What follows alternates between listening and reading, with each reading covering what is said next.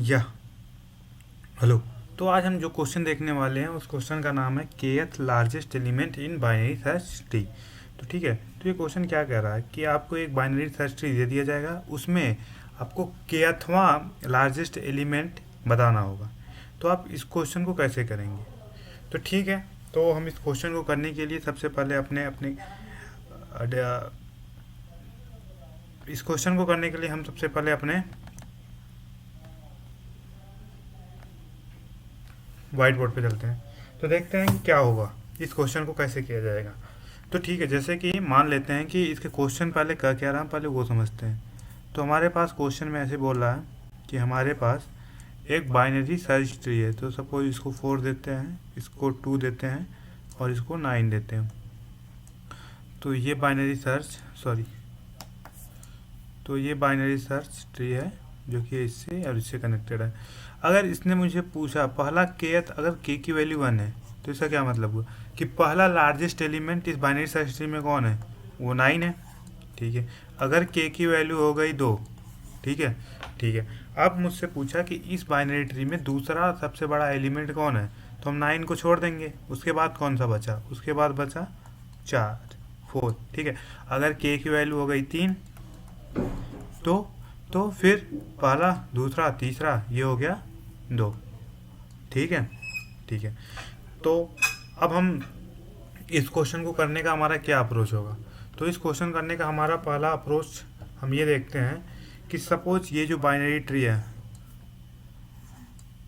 ये जो भी बाइनरी ट्री है, अगर इस बाइनरी ट्री में इसके जो नंबर हैं अगर हमें कहीं ऐसे सॉर्टेड ऑर्डर में मिल जाए तो हमारा काम हो जाएगा। जैसे कि ऐसे मिल जाए, ऐसे 2, 4, 9, और हमें जो भी पोजीशन का नंबर पूछेगा हम सॉर्टेड एरे में से तो आराम से निकाल सकते हैं। ठीक है, ठीक है। तो फिर इसको निकालने के लिए हमारे पास तरीका क्या हो सकता है? तो उन्होंने मुझे पहली बात ये बोली है कि ये BST है। BST का full form binary search tree. ठीक है, तो हम एक काम करते हैं, बाइनरी सर्च ट्री में हम उस डायरेक्शन में सोचने की कोशिश करते हैं कि इसको हम ट्रेवर्स करें और वो सॉर्टेड ऑर्डर में आ जाए।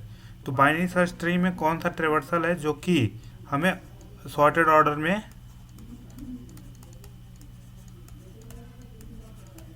बाइनरी सर्च में वो कौन सा ट्रेवर्सल है जो कि हमें सॉर्टेड ऑर्डर में प्रिंट करता है? तो आई होप आपको याद होगा वो कौन सा ट्रेवर्सल होता है। बाइनरी सर्च ट्री में वो ट्रेवर्सल होता है in order traversal. In order traversal, अगर आपको इन ऑर्डर ट्रेवर्सल नहीं पता है तो आप मेरे इस वीडियो की प्लेलिस्ट में देख लीजिएगा, ऊपर इसका लेक्चर होगा। ठीक है, तो हम इन ऑर्डर को पहले प्रिंट कराते हैं। ठीक है, तो ये इन ऑर्डर में कैसे काम कर रहा होगा? तो इन ऑर्डर कैसे होगा इसका? सपोज अगर इसका इन ऑर्डर प्रिंट करेंगे तो इन ऑर्डर कैसे होता है? पहले लेफ्ट, फिर रूट, फिर राइट। इसको रूट बोलते हैं। ठीक है, पहले लेफ्ट, फिर रूट, फिर राइट। ठीक है, तो पहले 2, 4, 9 जो कि हमको चाहिए था। अगर हमें पहले इस बाइनरी ट्री में अगर हमें एलिमेंट सॉर्टेड ऑर्डर में मिल गए, जब एलिमेंट हमको सॉर्टेड ऑर्डर में मिल गए तो हम क्या करेंगे, आराम से इसको प्रिंट कर देंगे जो भी एलिमेंट हमको चाहिए। क्योंकि एक सॉर्टेड डेटा ऑर्डर में अगर दूसरा लार्जेस्ट एलिमेंट पूछा तो हम दूसरा लार्जेस्ट एलिमेंट कौन सा होगा इसको छोड़ के ये बोल देंगे, लास्ट से साइज माइनस के कर देंगे, जो भी आएगा वही एलिमेंट होगा। तो आई होप आपको ये बात समझ में आ गई होगी। तो एक बार हम इसको एक बार और एक टेस्ट केस के लिए चला के देखते हैं। थोड़ा बड़ा सा ट्री लेते हैं,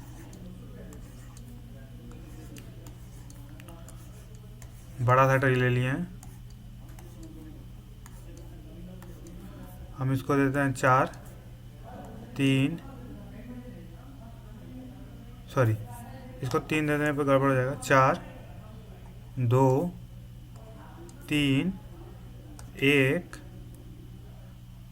6, 5 और 7। तो हम इसके लिए देखते हैं कि हमारा आंसर क्या है। अगर उसने मुझसे पूछा के की वैल्यू 1 है तो ठीक है, तो पहले हम इसको इन ऑर्डर में कराते हैं।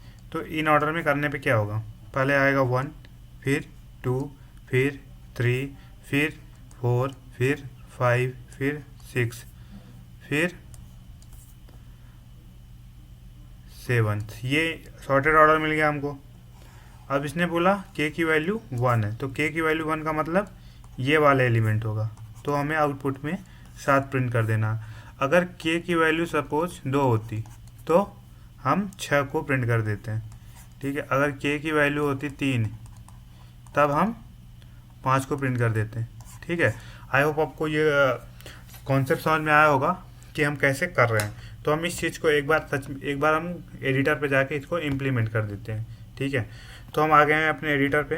तो यहाँ पे हम क्या करते हैं, पहले हम एक इसको प्री ऑर्डर को इसको इन ऑर्डर में प्री ऑर्डर है इन ऑर्डर, ये हमको पहले इसको इन ऑर्डर के अंदर स्टोर कर, इन ऑर्डर में प्रिंट करके एक एरे के अंदर स्टोर कर लेते हैं, ठीक है।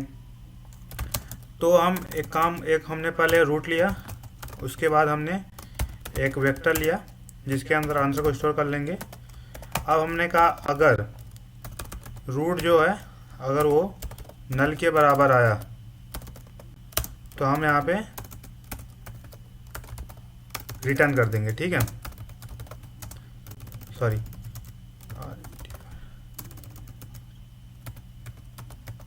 हम उसको रिटर्न कर देंगे, नहीं तो इन ऑर्डर में पहले हम लेफ्ट में जाएंगे, ठीक है। इन ऑर्डर में पहले रूट के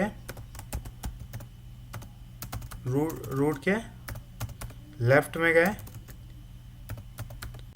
में गए, उसके बाद हमने उसके रूट के लेफ्ट में गए, रूट का जब लेफ्ट हो गया था तो उस वैल्यू को हम प्रिंट कर देंगे, ठीक है।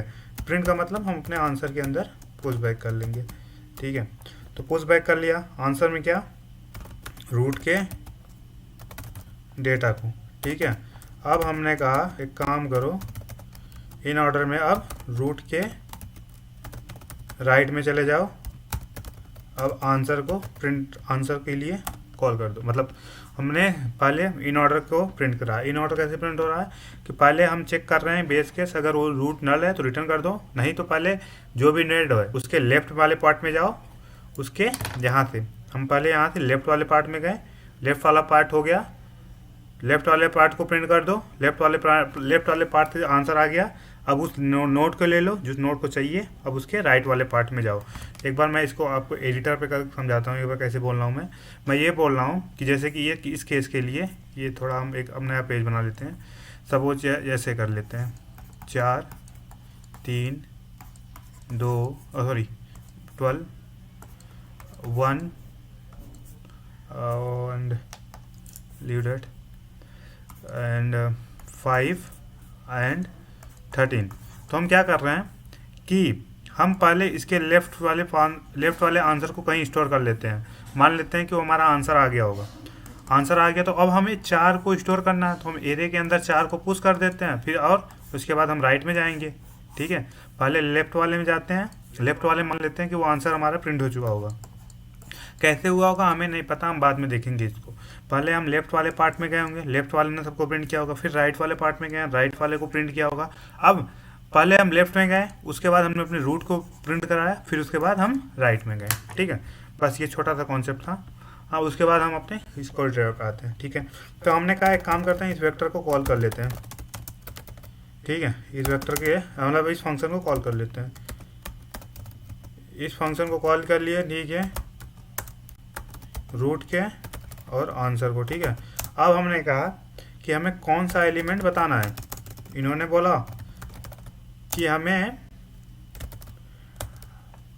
kth एलिमेंट बताना है, ठीक है, ठीक है। तो मैंने कहा ठीक है, जो भी आंसर की है साइज वो ले लो, माइनस कर दो तुम्हारे k को और देख लो वही तुम्हारा आंसर होगा। तो ठीक है, हम एक बार इसको अपने कंपाइल करके देख लेते हैं कि सब कुछ सही है कि नहीं। तो यहाँ पे थोड़ा कंपाइल में टाइम लग रहा है, लेकिन इन्होंने 4 सही है। तो एक बार हम इसको सबमिट करके देख लेते हैं कि सबमिट करने पे क्या हो रहा होगा। वो सबमिट करने पे एकदम सही सबमिट हो गया, इसने सारे टेक्स्ट के पास कर गए, तो ठीक है। तो एक बार हम फिर से इसको बताते हैं कि कैसे कर रहे हैं। पहले हमने कहा कि जो भी हमारा एरे BST है उसको पहले इन ऑर्डर में प्रिंट करो और उसको एक एरे में स्टोर कर लो। इन ऑर्डर में क्यों प्रिंट कर रहे हैं? इन ऑर्डर में प्रिंट करने का मेन लॉजिक हमारा ये है कि इन ऑर्डर में प्रिंट करने के बाद जो भी हमें मिलता है बीएसटी के अंदर जो एरे मिलेगी वो एक सॉर्टेड ऑर्डर में मिलेगी, ठीक है। तो एक सॉर्टेड ऑर्डर में हमको बीएसटी यहाँ से मिल गए, सॉर्टेड ऑर्डर में बीएसटी का वो सारे एलिमेंट मिल गए होंगे, तो वो आंसर के अंदर स्टोर है। अब हमको केथ लार्जेस्ट एलिमेंट पूछे या स्मॉलेस्ट एलिमेंट पूछे, हम उसको बहुत ही आसानी से बता सकते हैं, क्योंकि एक सॉर्टेड एरे में कोई भी एलिमेंट बताना कोई बहुत बड़ी बात नहीं होती। तो आई होप आपको ये वीडियो अच्छा लगा होगा। अगर अच्छा लगा होगा तो लाइक कीजिए और थैंक यू।